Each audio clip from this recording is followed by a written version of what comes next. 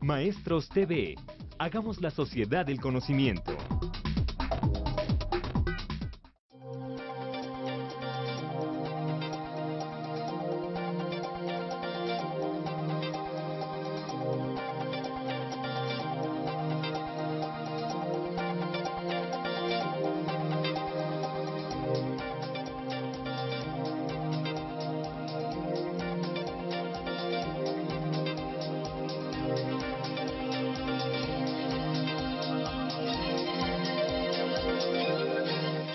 ¿De qué se trata esto? Y entonces mi plática se llama Educación Integral y Pensamiento Complejo. Bueno, los pilares de esta educación, de este enfoque, son aprender a aprender, es decir, que los individuos puedan construir su propio conocimiento, aprender a ser, es decir, tener actitudes, y las actitudes son normas o valores expresados en acciones, y aprender a convivir, es decir, aprender a convivir en paz, aprender a colaborar, aprender a respetar, aprender a valorar la diversidad de las personas. Bueno, esto implica que vamos a construir un conocimiento integral. ¿Qué es un conocimiento integral? Un conocimiento que trabaja con el cuerpo, un conocimiento que trabaja con las emociones y un conocimiento que trabaja con la razón. Pero aquí tenemos por lo menos dos problemas. Y los primeros dos problemas, bueno, el asunto es que tenemos un gran arsenal de conocimientos en la dimensión de la razón, pero somos prácticamente analfabetas en lo que atañe a las emociones y al cuerpo. ¿Cómo vamos a dar algo que no tenemos? Nadie puede dar lo que no tiene. Entonces no podemos dar lo que no tenemos. Entonces, para construir un conocimiento integral, ¿qué es lo que necesitamos? Reeducarnos. Bueno, habla Edgar Morin sobre cómo se construye el conocimiento en Occidente y habla del paradigma occidental. Un paradigma es un conjunto de prácticas, de valores y de ideas que conforman una percepción del mundo. Y entonces dice Morin acerca del paradigma occidental, dice la idea maestra del paradigma occidental, es decir, la idea que hace referencia al universo, y en este caso está hablando de un paradigma cognitivo, cómo conocemos, cómo construimos nuestro conocimiento. Dice la idea maestra es la escisión entre cuerpo y mente. Y toda esta escisión cuerpo-mente se va a construir a través de un montón de mecanismos culturales, que son actitudes, valores, ideas y el lenguaje mismo. Pondré un ejemplo. Cuando la gente se refiere a su dimensión corpórea, dice mi cuerpo, pero no, mi cuerpo es una tercera persona. Te presento un carnal bien buena onda, mi cuerpo. No, pero mi cuerpo no es una tercera persona, mi cuerpo soy yo. Cuando la gente dice, es que nada más me quiere por mi cuerpo, no, es que mi cuerpo soy yo. Entonces lo que se construye es una percepción esquizoide, como si fueran dos personas y no una. Y esta escisión no es una escisión equitativa, sino en una escisión jerarquizada. Y entonces en esta escisión jerarquizada, como lo dice Simone de Beauvoir, el individuo se vive desgarrado, porque es una cosa la que piensa y otra cosa la que siente. Pondré un ejemplo de cómo se construye, cómo valoramos y pensamos que lo único válido como conocimiento es aquello que podemos racionalizar. Hay una discusión en el mundo de las partículas subatómicas sobre qué es lo que pasa cuando el electrón no se manifiesta. Pondré un ejemplo burdo, reduccionista, que se asoma el investigador al microscopio y entonces si ve una chispa, es que ahí se está manifestando el electrón. Si no ve una chispa, pues es que pues, no se sabe qué pasa con el electrón, entonces hay muchas teorías. Hay teorías desde las que dicen que el electrón es onda y partícula al mismo tiempo y cuando no se manifiesta físicamente es que se está manifestando como onda y no lo podemos percibir como partícula, y hay otras, por ejemplo, que dicen que no, es el ser humano el que no tiene suficientes recursos cognitivos para asomarse a todas las dimensiones, y hay otras. A mí me ha interesado particularmente este problema, y a la conclusión a la que yo he llegado, esta no es la verdad, sino mi verdad, sintiendo, tratando de reflexionar desde todos los puntos de vista, desde todos mis recursos, incluyendo lo que yo siento. Primero partí del asunto de que toda la energía, toda la circulación de la energía va todo el tiempo, 24 horas del día, 365 días del año, entre el mundo de los vivos y el mundo de los muertos. ¿Qué quiere decir esto?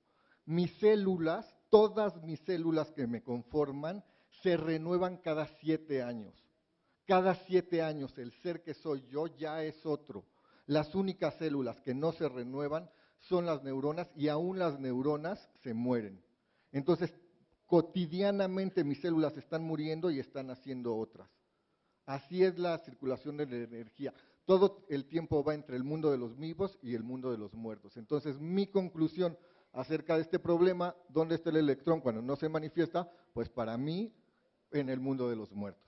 Entonces, si yo llego a la redacción de una revista científica y les digo, oigan, pues es que yo quiero colaborar en esta revista, porque yo tengo una propuesta a la solución del problema del electrón. Cuando el electrón no se manifiesta, es decir, lo que nosotros consideramos conocimiento es solamente lo que podemos racionalizar. Lo que no, lo que intuimos, lo que sentimos, lo que proviene, lo que imaginamos, lo que proviene de nuestros mensajes corporales, eso se toma como si fuera una cosa de segunda. Aquí 2 problemas para construir un conocimiento integral. El primero tiene que ver con este paradigma cognitivo y el segundo con un paradigma político.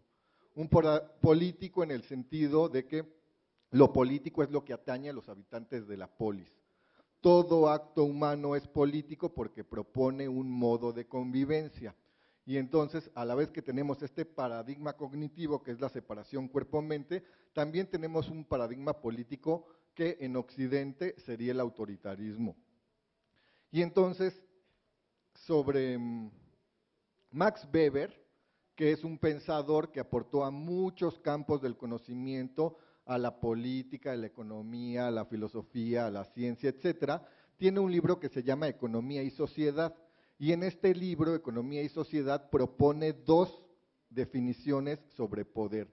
A mí me parece que lo que hizo Max Weber, porque Max Weber tenía una intención libertaria, fue simplemente teorizar las actitudes que veía en su contexto sociocultural y dijo, bueno, esto es el poder, y entonces las definiciones de Weber, una es, poder es la capacidad de sujeción de los otros a mi voluntad, y la otra de las definiciones que usa Weber es, poder es la capacidad para predecir con la mayor exactitud posible los comportamientos del otro. Entonces, si yo puedo predecir con la mayor exactitud posible los comportamientos del otro, pues ese tiene un solo fin, que es manipularlo. Pero después viene Hannah Arendt, que es una pensadora política también, filósofa, encargada del estudio de los autoritarismos, y lo que dice Hannah Arendt es, no, el poder es antitético a la violencia y la violencia es la clara expresión de la impotencia. De lo que está hablando, pondré un ejemplo que se cumple así en mi caso. Cuando yo llego al punto de tirar manotazos, cuando yo llego al punto de gritar, cuando yo me exaspero, es cuando se acabaron mis recursos para poder solucionar algo. El poder es la capacidad resolutiva y ese poder está ligado a mi conciencia, es decir, a mi conjunto de conocimientos. La conciencia, aparte de ser mi conjunto de conocimientos, es también el campo de acción para la satisfacción de mis necesidades. No puedo encontrar soluciones sino más que en lo que sé, no en lo que ignoro. Pondré un ejemplo. Si yo llego a mi casa y hay un incendio que se está provocando de una llama que sale del contacto eléctrico, y entonces yo llego a tiempo para tirarle una cubetada y me quedo así con el corazón agitado de, ay, yo me voy a quedar sin casa. Y entonces estoy pensando, ¿cómo le haré para solucionar esto? Y llega mi vecino y me dice, oiga vecino, pues aquí traigo este manual de instalaciones eléctricas, hágalo usted mismo, aquí se lo dejo, porque vi que salía humo de su ventana y seguramente es por un accidente en las instalaciones eléctricas de este edificio que están mal hechas. Si yo no sé leer, puedo estarme rascando la cabeza con el manual, puedo tenerlo aquí, es más, puedo decir, ay, ¿cómo le haré? Y de todos modos no voy a encontrar la respuesta porque eso escapa a mi conciencia. Entonces el poder y la conciencia no pueden entenderse como formas separadas. Y como nadie lo sabe todo, no pensemos que la posición de poder significa que yo soy dueño de la vida y de las decisiones de los otros, sino que la posición de poder es circunstancial porque nadie afortunadamente lo sabe todo. Y como decía la maestra, lo que necesitamos es aprender a colaborar a partir de ¿qué? De compartir nuestros saberes, lo que nosotros podemos solucionar con lo que los otros pueden solucionar. Entonces, cuando Max Weber habla de estas definiciones de poder, de lo que está hablando es de la violencia. Porque quien sujeta a los otros a su propia voluntad y quien manipula a los otros no está resolviendo, está simulando como que resuelve. Entonces, estos dos paradigmas, tanto el político, el autoritarismo, como la decisión cuerpo-mente, son bloqueadores para poder construir un conocimiento integral. Entonces, ¿qué es lo que necesitamos hacer? Reeducarnos para poder dar una educación integral. A mí me llamaba la atención la pregunta de una de las compañeras que decía, ¿cómo voy a moverme de esta manera en el mundo si no vivo de esta manera? Efectivamente, para poder dar eso, primero hay que moverse de esa manera en el mundo. Entonces, si somos prácticamente analfabetas en el terreno de las emociones y en el terreno del cuerpo, ¿qué es lo que tenemos que hacer? Pues ir a visitar, ir a brevar de aquellos que sí han construido conocimiento en torno a las emociones, en torno al cuerpo. Entonces, también quisiera, antes de pasar a este punto, construir un contexto sobre el punto de las emociones. Todos los problemas de las relaciones interpersonales, casi todos los problemas de las relaciones interpersonales son en realidad problemas no resueltos de mi historia de vida llevados a las relaciones interpersonales. Esto puede ser llevados a las relaciones de trabajo, escolares, de pareja, familiares, etcétera. Pondré un ejemplo. Si yo tenía un tío gordito que me cabuleaba, que me evidenciaba, que me señalaba en las comidas familiares y yo no tengo resuelto ese punto, entonces a lo mejor el primer día de clases llega un alumno gordito que yo nunca he visto en mi vida, se sienta en la tercera fila y apenas empieza a cuchichear con el de al lado, apenas empieza como a reírse un poco, entonces se dispara en mí eso no resuelto y digo, esos gordos no tienen otra cosa que hacer más que joderme la vida, pero ahorita se va a enterar que nadie me va a faltar al respeto y voy y le cobro lo que no me debe porque mi pasado me invade, mi aquí, mi ahora, de manera descontextualizada. Cuando hay tres cosas que amonesta constantemente la educación social en el individuo, que son las tres cosas que le permiten relacionarse con su derecho a disentir. Estas son la tristeza, el enojo y el deseo sexual. En el caso de la tristeza y el enojo, lo que se amonesta, lo que se interrumpe son los mensajes orgánicos que le dicen al individuo, esto no está bien. Hay algo aquí que no me está gustando, por lo tanto estoy triste o estoy enojado. ¿Y qué se va a hacer? cuando un niño o una niña lloran, lo que le van a decir los adultos a su alrededor es, no llores, ¿qué van a decir de ti? Se van a dar cuenta que eres débil, etcétera, etcétera, etcétera. Con el enojo lo mismo, el que se enoja pierde, te vas a quedar sin amigos, hacer berrinches a tu cuarto, ahí viene el policía y de ahí para el real, ¿no? Vayamos al punto de qué exactamente es lo que nosotros tenemos que aprender, cómo nos tenemos que reeducar para poder ofrecer esta educación integral. Si yo he aprendido a obstaculizar los ciclos de dolor, y bueno, ahí otro paréntesis, todas las cosas que están inmersas en un mundo de tiempo, y todos nosotros estamos inmersos en un mundo de tiempo, cumplen un ciclo orgánico. ¿Qué es un ciclo orgánico? Que tienen un principio, un transcurso, cumplen un objetivo y tienen un fin. Si yo le doy un caratazo aquí a esta mesa, pues ahí me está doliendo, entonces, pero llegará un momento en que me va a dejar de doler porque transcurre, cumple ese objetivo que dice Cerón, no te estés haciendo el payaso ni le estés dando caratazos a la mesa, termina y desaparece. Cuando nosotros aprendemos a obstaculizar los ciclos orgánicos, y en este caso el ciclo de dolor, igual el físico que el emocional, lo que hacemos es echar a una parte oscura de nosotros ese dolor. Una parte oscura de nosotros no es una parte malvada, sino una parte que no veo. Entonces, pues el asunto es que cuando yo obstaculicé ese dolor de la situación que les contaba de mi papá, entonces empiezo a sacar conclusiones del tipo de, pues si mi papá, que era el encargado de protegerme, abusa de mí, la vida es abuso. Pero la vida no es abuso. Entonces lo que hago es simbolizar esa situación. ¿Qué es una simbolización? Es una imagen a la que yo doto de características. Y entonces, si ese recuerdo está invadiendo mi aquí y mi ahora, es obvio que aquí no está mi papá. Aquí está María Antonieta, aquí está la doctora Baños, aquí está el doctor Arnau, pero aquí no está mi papá. Si yo lo traigo a mi aquí y mi ahora es porque yo lo traigo en el nivel de lo simbólico, es decir, en mi cabeza. Entonces, cuando yo simbolizo esto y saco estas conclusiones, lo que no es cierto es que la vida sea abuso. Lo que sí es cierto es que mi papá me pegó y me quitó mis monedas. Entonces, ¿cómo resuelvo esa situación?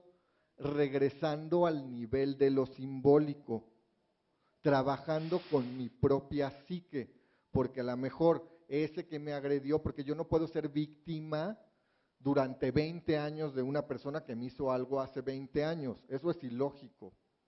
Entonces a lo mejor esa gente que me agredió, a lo mejor ya se murió y yo sigo siendo víctima de eso, a lo mejor ya se convirtió en un pan de Dios. Entonces, ¿qué voy a ir a hacer a un proceso de psicoterapia humanista e integral?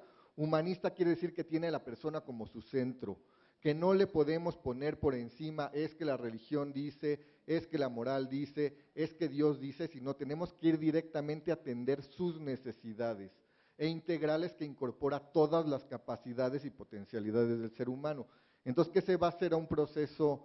Digo, esto es más que menos porque hay distintos enfoques. Lo que vamos a hacer es a contactar con mi dolor real. Como les decía, lo que no es cierto es que la vida es abuso. Lo que sí es cierto es que mi papá me pegó. A desimbolizar y entender que si eso viene aquí y ahora es porque yo lo estoy trayendo. Las pesadillas, igual que cualquier otra cosa en el mundo, funcionan con un gasto energético. Y si yo traigo pesadillas a mi aquí y a mi ahora, es que funcionan conectadas a mí, funcionan de mi propia energía, pero mi energía no es infinita, es finita. Entonces, entre más pesadillas tengo yo conectadas, menos capacidad tengo de acción para poder ir hacia mis logros. Entre menos pesadillas, entre más trabajo tenga conmigo mismo y más pesadillas me desconecte, entonces más energía tengo disponible para invertir en avanzar hacia mis logros.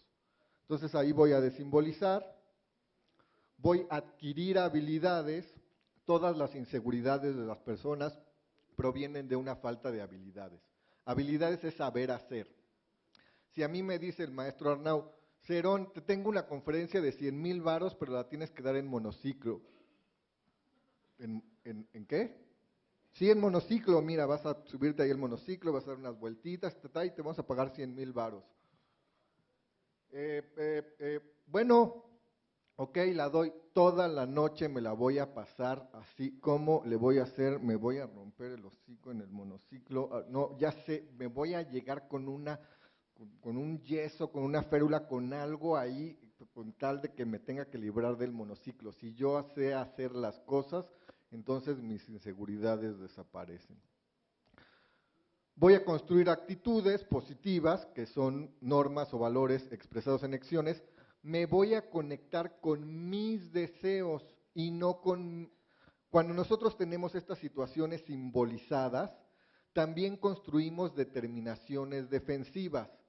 Si la vida es abuso, entonces yo voy a construir determinaciones defensivas de este tipo. Pues me voy a meter al gimnasio, me voy a poner bien mamey y ya quiero ver que alguien intente abusar de mí. Voy a hacer mucho dinero, ¿no? Y me voy a rodear de guaruras, ya quiero ver que alguien lo intente. Entonces nos vivimos extraviados porque no nos relacionamos con nuestro deseo real, sino con nuestras determinaciones defensivas. Entonces, desimbolizar y seguir este proceso me va a permitir relacionarme con lo que yo verdaderamente quiero. Y esto va a permitirle al individuo reconstruirse,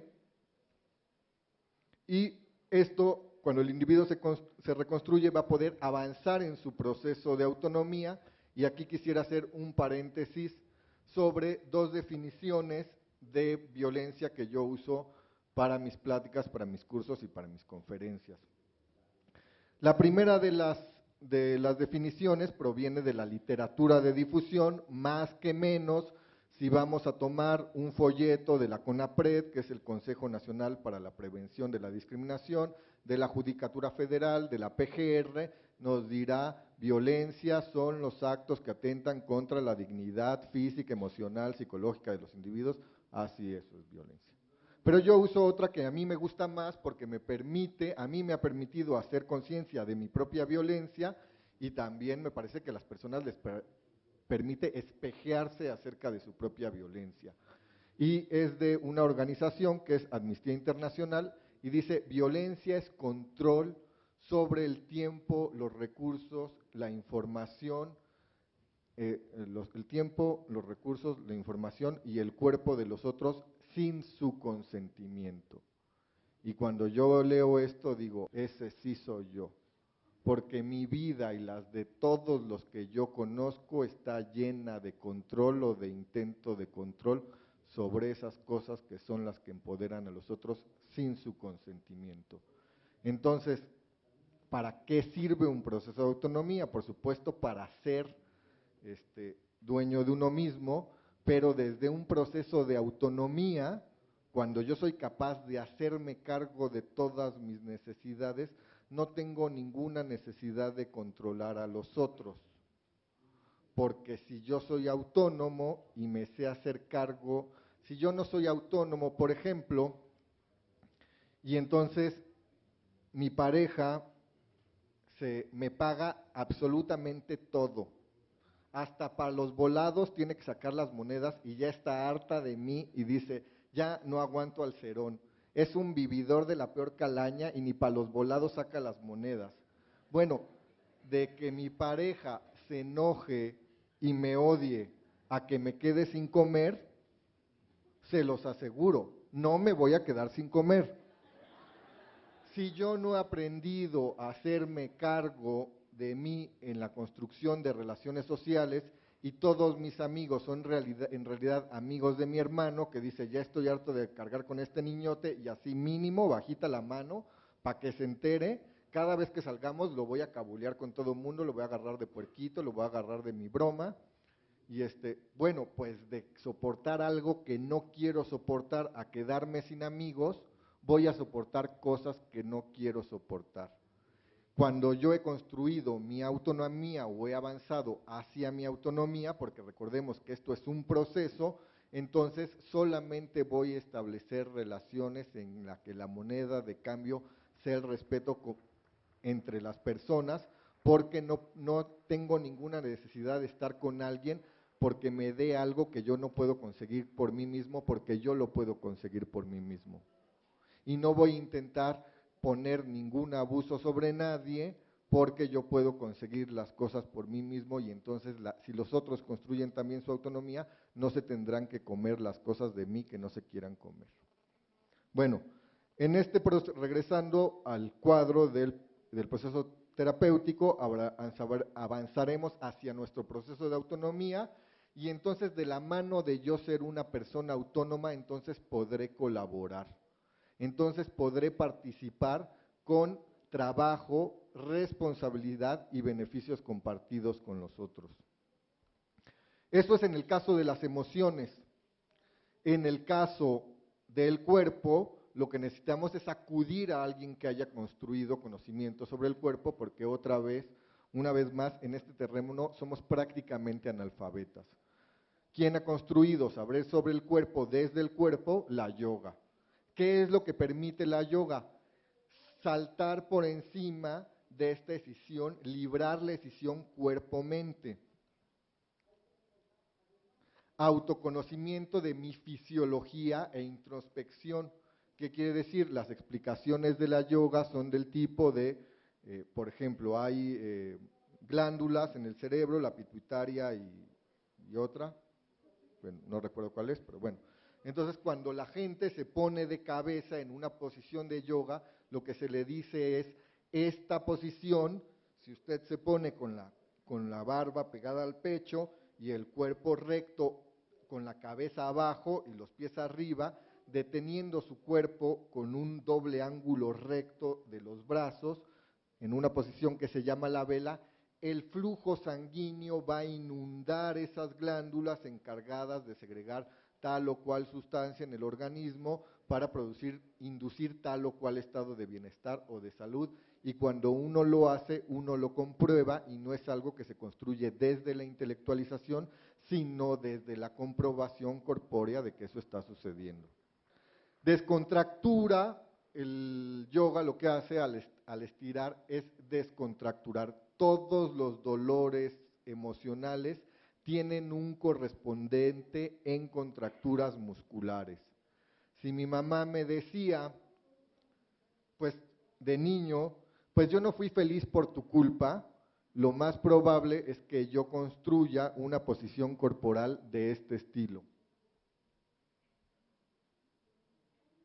Como alguien que va cargando algo muy pesado que no le corresponde.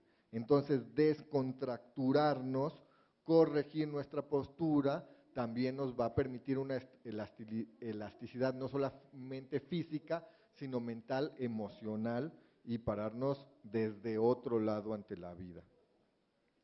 Y a través del yoga lo que podemos hacer es inducir nuestros propios estados de bienestar y salud. Pero dice Martin Heidegger en un libro que se llama El ser y el tiempo, en el cual la gran aportación de Heidegger al pensamiento occidental es incorporar la dimensión temporal y decir no nos podemos entender sin la dimensión temporal porque somos tiempo, y dice Heidegger, el ser humano es y se hace en el acto de ser. ¿Qué significa esto? Pondré un ejemplo. Si yo meto 36 goles en la temporada, me convierto en campeón goleador. Si yo ya no aguanto a mi vecino que sale a las 6 de la mañana con sus perrillos y digo, no, ahora sí le voy a dar una lección, y entonces estoy ahí con la maceta desde el balcón de ahora y tan se me pasa de tueste y le da justo en medio de la cabeza y lo mato, me convierto en asesino. Entonces mis actos me transforman. Yo me voy haciendo con mis actos, pero ni siquiera esos actos me determinan. Entonces, quiero hablar de cómo la incorporación de los sentimientos y de lo corpóreo lo que me dan a mí es recuperar la percepción del tiempo. Y al recuperar la dimensión del tiempo, entonces podré construir una educación integral que hable de la diversidad, que hable de lo cambiante, que ponga su acento en la pregunta y no en la respuesta. Dice Thomas Samuel Kuhn en un libro clásico de la filosofía de la ciencia, Estructura de las revoluciones científicas, hablando de los paradigmas científicos, dice: los paradigmas científicos nunca han arrojado respuestas definitivas. Y pone el ejemplo: en el siglo XVIII la ciencia se preguntaba por el flogisto, que era una especie de energía que estaba en las cosas y permitía que las cosas combustionaran. Entonces decían, bueno, su prueba de verificación es, claramente las piedras tienen menos flogisto y la madera más flogisto, y la prueba de verificación es que la madera arde fácilmente y poner las piedras al rojo vivo es muy difícil. Y dice, y ahora nos preguntamos por la relatividad del tiempo.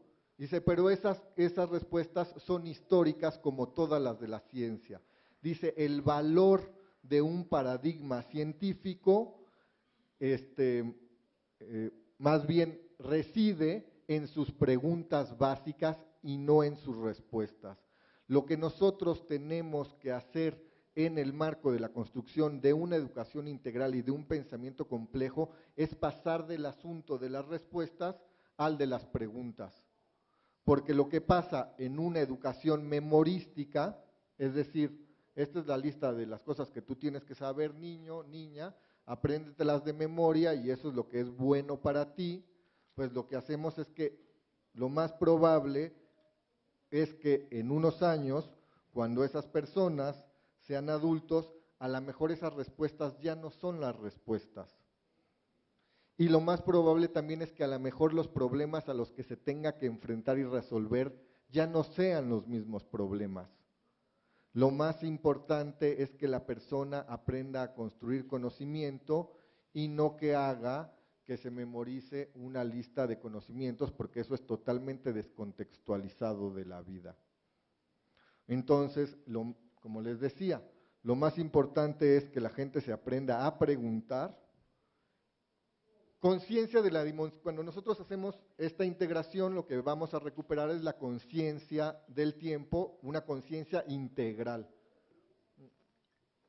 En este sentido, lo intemporal tiene que ver con el mundo de las esencias, con el mundo de lo que no cambia, con el mundo de la identidad sin tiempo. Cuando nosotros le decimos a la gente, es que tienes que buscar tu identidad, es que tienes que construir tu identidad, y esa identidad que le pedimos busque es igualita a una estatuita que no se mueve y está así, lo único que estamos haciendo es generar mucha angustia en las personas porque nunca la va a encontrar. La pregunta ¿quién soy? Es indivisible a la pregunta ¿qué quiero? Porque lo que se actualiza al mismo tiempo que yo, 24 horas del día, 365 días del año, es mi deseo. Lo temporal, por otro lado, la conciencia integral de lo temporal, es lo temporal, la existencia, que es lo que hay en este pequeño espacio en el que yo nazco y muero, y en contrario de la moral, la ética. Todo conocimiento es ideológico. Ustedes, ni yo, ni nadie disponemos 3 horas de nuestro día en sentarnos a pensar ¿qué serán los Wenceslauer? Porque nadie sabe lo que son y nos importa. Nuestras preguntas ya lleven la dirección de nuestras intenciones.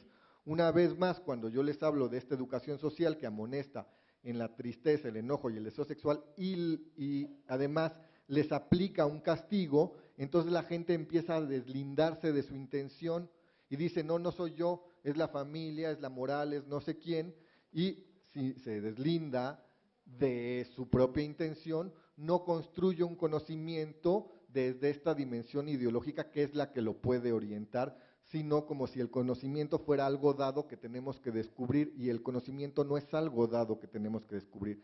El conocimiento se construye a partir de las preguntas de saber qué queremos.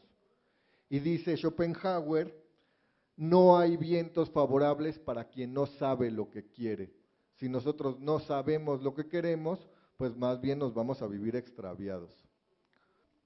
Bueno, en este contexto, hablaré de cuáles son las características del pensamiento complejo.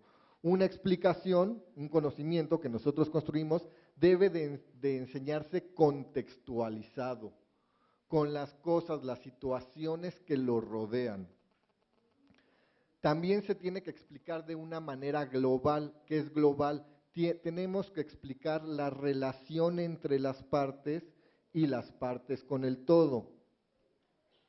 Tiene que ser una explicación que también dé cuenta de lo complejo. Lo complejo no quiere decir difícil ni complicado. Complejo quiere decir lo que va tejido junto y no se puede entender separado. Se tiene que enseñar desde lo multidimensional, es decir, desde los múltiples puntos de vista desde donde podemos ver el problema y o la explicación. Esto es lo que dice el pensamiento. Y finalmente tiene que construir sentido. ¿Sentido de qué? Sentido existencial. Es decir, el conocimiento que nosotros construimos, las explicaciones que nosotros damos, tienen que servirle al individuo para tener sospechas, para tener líneas de investigación, a construir las respuestas a su pregunta, sus propias respuestas a la pregunta ¿para qué nací? Es decir, el conocimiento en este marco complejo nos debe de servir para ser más grandes, más libres y más capaces de amar. Bueno, ¿cómo construimos este conocimiento? Pues necesitamos de evidencias, necesitamos encontrar un mecanismo democrático, porque en el marco de la construcción de un conocimiento democrático, valga la redundancia, lo que se tiene que acabar es el porque yo lo digo.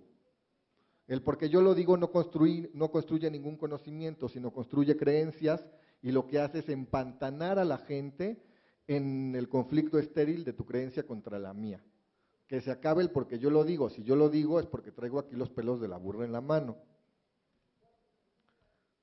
Entonces, las evidencias son sujeto de verificación y van acompañadas de pruebas o ejemplos.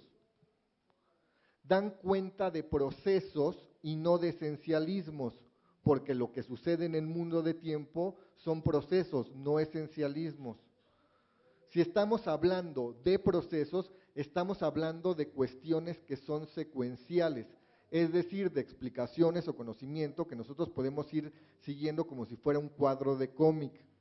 Y si podemos ir siguiéndolas como si fuera un cuadro de cómic, es fácil en esa explicación secuencial poder ver la congruencia o la incongruencia de la explicación, seguirla y ver si es lógica o ilógica para nosotros, encontrar fácilmente si hay contradicciones o incongruencias y señalarlas y, por ejemplo, por supuesto, no creer en lo que es ilógico. A la vez de que tenemos una explicación secuencial, sobre una explicación secuencial es muy fácil recapitular. Y si yo puedo recapitular, regresar una y otra vez, lo que se hace es se me ataja el camino para lograr el dominio de ese conocimiento. No aceptan priorizar la parte por encima del todo, aunque a pesar de que ningún sistema de pensamiento la parte es más importante que el todo. Y pondré un ejemplo, si salgo aquí a la esquina a pedir un taxi y entonces estoy pidiendo ahí el taxi y entonces pasa una chica y yo, ¡ay, me voló mi dedo favorito! Me voy a retorcer, me va a doler mucho, pero no me voy a morir, porque la parte no es más que el todo. Y aquí, a pesar de que todo el mundo sabe y en que ningún sistema de pensamiento la parte es más que el todo, nosotros nos seguimos moviendo en nuestras actitudes como si la parte fuera más que el todo. Por ejemplo, si yo pienso que el todo es que los alumnos aprendan y adquieran competencias para la vida y la parte es pensar que los alumnos tienen que ir a la escuela arreglados como yo pienso, como a mí me parece que está bien, entonces pues ahí me confundo. Entonces si yo tengo trabajo con evidencias, ahí es fácil ordenar la parte con relación al todo. Las evidencias son lógicas y construyen sentido, como les decía, sentido de existir, y evitan caer en el terreno pantanoso y estéril de tu creencia contra la mía. Una propuesta actitudinal, que son pues, las actitudes que yo creo que nos serían positivas para movernos en este contexto. Y como es una propuesta de eso, pues la moda, lo que me acomoda a cada quien. No restringirme y darme cuenta. Nadie nos pide en ningún contrato, en ningún lugar, cuando empezamos una relación amorosa con alguien, en ningún lado nos piden, por favor firme aquí usted que va a hipotecar su libertad de conciencia. Sin embargo, nosotros nos vivimos haciendo como que no sabemos lo que sí sabemos. Entonces, lo que tenemos que hacer es construir nuestra conciencia en base a los conocimientos que vamos adquiriendo. No restringamos nuestra libertad, nuestro darnos cuenta. Responsabilizarme frente a la información que recibo. Yo les digo, de todo esto que yo les he dicho, no me crean a mí, créanse a ustedes mismos. Hagan sus propias observaciones y si lo que yo les digo entra como una pieza de rompecabezas así en la realidad, así era y no porque yo lo diga, se los pudieron haber dicho en la administración. Así es porque en la intersubjetividad, es decir, sin dejar de ser cada uno el sujeto que somos, lo podemos ir a comprobar. Construir conocimientos y no creencias. Autenticidad. Es decir, no se puede construir conocimiento sino desde mí, desde lo que yo soy. Estimular el pensamiento crítico, es decir, poner en cuestión, es decir, problematizar, es decir, invitar a investigar, invitar a verificar. Predicar con el ejemplo, porque lo que habla por las personas son sus actitudes y no sus discursos. Otra vez más me refiero a la intervención de la conferencia anterior donde la compañera decía, ¿cómo puedo enseñar esto si no vivo de esta manera? Por supuesto, si yo vengo aquí a dar una conferencia sobre educación sexual y les digo a los niños hay que enseñarles que su sexualidad es algo natural, que lo vivan de una manera aceptativa, que no lo vivan con culpa, y entonces yo me levanto al baño y regreso y se me olvidó subirme el cierre y me dicen, maestro Cerón, se le olvidó subirse el cierre, y yo me volteo como si hubiera cometido un crimen, me pongo súper rojo, empiezo a tartamudear, interrumpo todo el tiempo mi discurso para dar disculpas. ¿Qué se entiende? ¿Mi discurso o mis actitudes? Las actitudes son fundamentalmente las que enseñan y las que educan porque son ejemplos. Y dice Séneca, larga y difícil es la educación basada en teorías, fácil y efectiva basada en ejemplos. Seamos congruentes. Si nosotros somos congruentes no tenemos que decirle nada a la gente solita aprende de ver el ejemplo que nosotros ponemos. Gracias por escucharme.